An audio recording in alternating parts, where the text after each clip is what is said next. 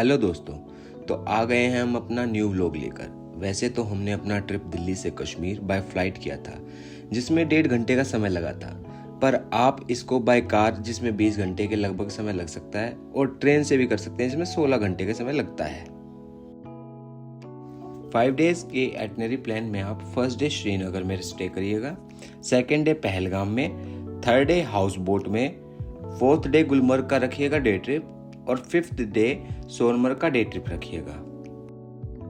Day 1 में आप श्रीनगर में नाइट स्टे कर सकते हैं। इस दिन आप शंकराचार्य टेम्पल और शिकारा राइड के लिए जा सकते हैं। तो दोस्तों, बात करते हैं अपने फर्स्ट डे की। फर्स्ट डे पर आप फ्लाइट से श्रीनगर पहुंचने के बाद अपने होटल में रेस्ट कर सकते हैं थोड़ी देर के लिए। फिर आप श्रीनगर में शंकराचार्य टेम्पल जा सकते हैं। दर्शन करने के बाद आप यहाँ कुछ फोटोज और वीडियोस भी बनवा सकते हैं, क्योंकि यहाँ से पूरा श्रीनगर का व्यू दिखता है। यहाँ पर आपको लगभग 1 घंटा लग सकता है। शंकराचार्य टेम्पल के दर्शन के बाद आपको शाम हो जाएगी। पूरा दिन आप सफर भी करके आए होंगे, तो इस टाइम आपके लिए शिकारा राइड बेस्ट ऑप्शन रहेगी। राइड लगभग 1.5 घंटे की होगी, जिसमें आपको बहुत रिलैक्स महसूस होगा और आप इस टाइम सनसेट भी एंजॉय करोगे। यहाँ पर राइड के साथ स्नैक्स भी एंजॉय कर सकते हैं आप। और हाँ, शिकारा राइड करते वक्त कश्मीरी कावा एंजॉय करना बिल्कुल भी ना भूलें। शिकारा राइड एंजॉय करने के बाद आप चल पड़िए अपने होटल के लिए, क्योंकि डे 1 जिस दिन आप आते हैं उस दिन काफी थकान रहती है और नेक्स्ट डे आपको जल्दी उठना पड़ेगा, ताकि आप नेक्स्ट डे को अच्छे से एंजॉय कर सकें। तो दोस्तों, शुरुआत करते हैं डे 2 की। डे 2 में आपको पहलगाम प्लान करना चाहिए। रास्ते में Pampore village, Apple garden, bat factory आप विजिट करेंगे इस ट्रिप में। और दोस्तों, आप पहलगाम नाइट स्टे जरूर करें। श्रीनगर से पहलगाम का रास्ता अपने आप में ही एक ब्यूटीफुल रोड ट्रिप रहेगा। इसमें आपको 4 से 5 घंटे लग जाएंगे पहलगाम पहुंचने में। तो दोस्तों, सबसे पहले हम पहुंच जाते हैं पंपोर विलेज, जो कि फेमस है अपने केसर के लिए। यहाँ पर केसर की खेती होती है, इसलिए अगर आपको केसर परचेज करना है तो आप यहाँ से कर सकते हैं। और यहाँ पर आपको ड्राई फ्रूट्स भी मिल जाए। पहलगाम की तरफ आगे बढ़ते हुए रास्ते में नेक्स्ट आता है एप्पल वैली।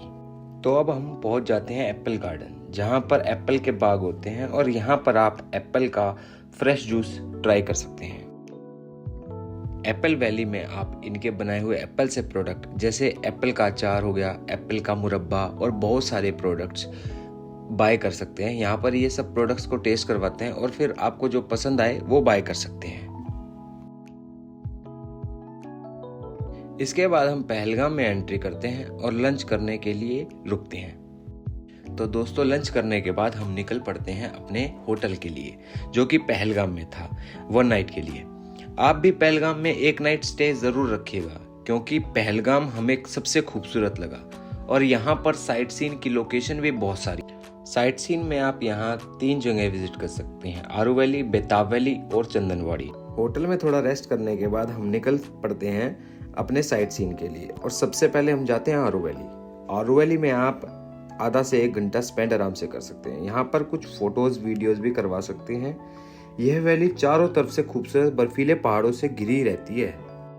तो दोस्तों, आरू वैली से फ्री होने के बाद हम जाते हैं अपने नेक्स्ट सेकंड साइट सीन पर विजिट करने के लिए, जो कि था चंदनवाड़ी। चंदनवाड़ी के रास्ते में आपको बहुत सारी स्नो देखने को मिलती है और वहाँ पर टेम्परेचर भी बहुत लो रहता है। यहाँ भी हम फोटोज क्लिक कराते हैं और निकलते हैं और अपने नेक्स्ट और लास्ट साइट सीन के लिए, जो कि था बेताब वैली, उस पे जाते हैं। बेताब वैली पहुँचने के बाद हमें फील होता है कि ये तीनों वैलियों में से सबसे खूबसूरत वैली है। यहाँ पर आप आराम से 1.5 से 2 घंटा स्पेंड कर सकते हैं। बेताब वैली में एक खूबसूरत नदी बहती है, जिसके किनारे बैठकर आपको बहुत सुकून महसूस होगा दोस्तों। इसलिए आप यहाँ के लिए सबसे ज़्यादा वक्त निकालना। तो दोस्तों, इन तीनों वैलियों को कवर करने में आपको 6 से 7 घंटे का समय लग जाएगा। होटल या टैक्सी स्टैंड से आपको टैक्सी लेनी पड़ेगी, जिसका किराया लगभग 2,500 रुपये के लगभग होगा। तो दोस्तों, यहाँ पर अच्छा खासा समय वक्त बिताने के बाद हम वापस निकल जाते हैं अपने होटल के लिए। अब डिनर करके रेस्ट करते हैं और डे 2 का एंड करते हैं। तो दोस्तों, आज हम कर रहे हैं अपने डे 3 की शुरुआत। डे 3 में हम वापस पहलगाम से श्रीनगर जा रहे हैं और रास्ते में जाते वक्त हम सबसे पहले महाबलेश्वर टेम्पल देखेंगे। उसके बाद श्रीनगर पहुंचने के बाद हम टुलिप गार्डन जाएंगे, फिर लाल चौक जाएंगे और समय बचा तो शिकारा राइड और शॉपिंग के लिए भी जाएंगे। तो दोस्तों सबसे पहले हम पहुंच जाते हैं मामलेश्वर टेम्पल। यह टेम्पल बहुत प्राचीन मंदिर है और आप पहलगाम जा रहे हैं तो ज़रूर विजिट करें। इस मंदिर के बारे में ज़्यादातर लोगों को पता नहीं है, तो यहाँ पे टूरिस्ट कम आते हैं।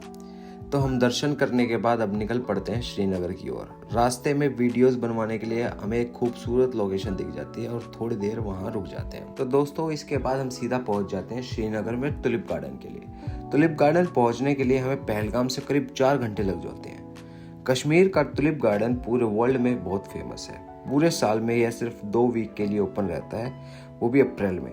इस टाइम पे यहाँ पे टूरिस्ट पूरे वर्ल्ड से आते हैं, इसलिए यहाँ पर इस समय पीक सीजन रहता है। अगर आप अप्रैल में विजिट कर रहे हैं तो आप टुलिप गार्डन विजिट करना बिल्कुल भी ना भूलें। यहाँ पर आपको 2 से 3 घंटे का समय लग जाएगा। इसके बाद हम दोबारा शिकारा राइड के लिए चले जाते हैं, क्योंकि एक बार तो शिकारा राइड से मन भरता ही नहीं है। शिकारा राइड करते हैं तो कावा एंजॉय करना कैसे भूल सकते हैं। 1.5 घंटे की शिकारा राइड करने के बाद हम चले जाते हैं लाल चौक, जो कि कश्मीर की सबसे फेमस प्लेस है। यहाँ पर हम थोड़ी देर शॉपिंग करते हैं और मार्केट को एक्सप्लोर करते हैं। इसके बाद हम हाउस बोट स्टे के लिए चले जाते हैं। एक दिन अपना स्टे के लिए हाउस बोट जरूर बुक करें और यहीं पर हम आज के दिन का एंड करते हैं। तो दोस्तों रात को अच्छी नींद लेने के बाद हम डे 4 की खूबसूरत व्यू के साथ शुरुआत करते हैं। अर्ली मॉर्निंग हम आज श्रीनगर से गुलमर्ग का डे ट्रिप करेंगे और इस डे ट्रिप में हम gondola ride, snow bike, sledge ये सारी एक्टिविटीज करेंगे।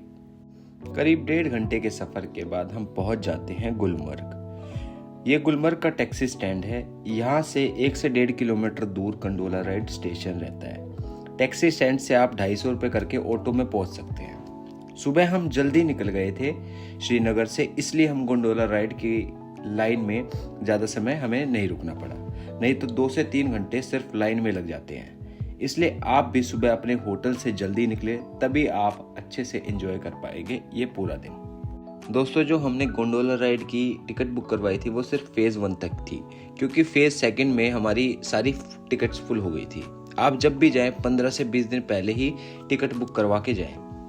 फेज़ 1 में पहुंचने के बाद आपको वहां पर काफ़ी सारी स्टॉल्स भी दिखेंगी, तो आप वहां पर मैगी और टी एंजॉय कर सकते हैं। एक स्नैक्स ब्रेक लेने के बाद हम सबसे पहले करते हैं स्लेजिंग, जो हमें 2600 फॉर 2 एडल्ट्स में पड़ी थी।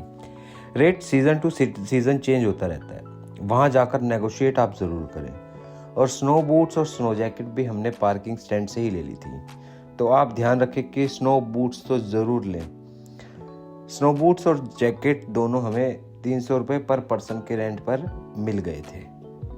स्लेज वाले आपको थोड़ी ऊपर तक ले जाते हैं, जहां पर आप अपनी फोटोज और वीडियोस अच्छे व्यू पर क्लिक करवा सकते हैं। इसके बाद हम स्नो बाइक करने चल पड़ते हैं। यकीन मानिए दोस्तों, गुलमर्ग की स्नो बाइक में आपको बहुत मज़ा आ जाएगा। अपने प्लान में ये ज़रूर रखें। इसका प्राइस आपको 1000 पर पर्सन पड़ जाएगा, जो कि फिक्स रहता है।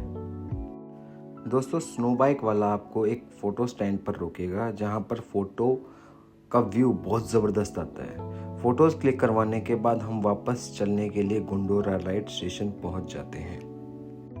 दोस्तों इस डे ट्रिप में आपको फुल डे स्पेंड हो जाएगा। इसके बाद हम होटल चले जाते हैं और इस दिन के वीडियो का एंड करते हैं। तो दोस्तों ये आज हमारा आखिरी दिन है, डे 5, जिसमें हम श्रीनगर से सोनमर्ग का डे ट्रिप करेंगे।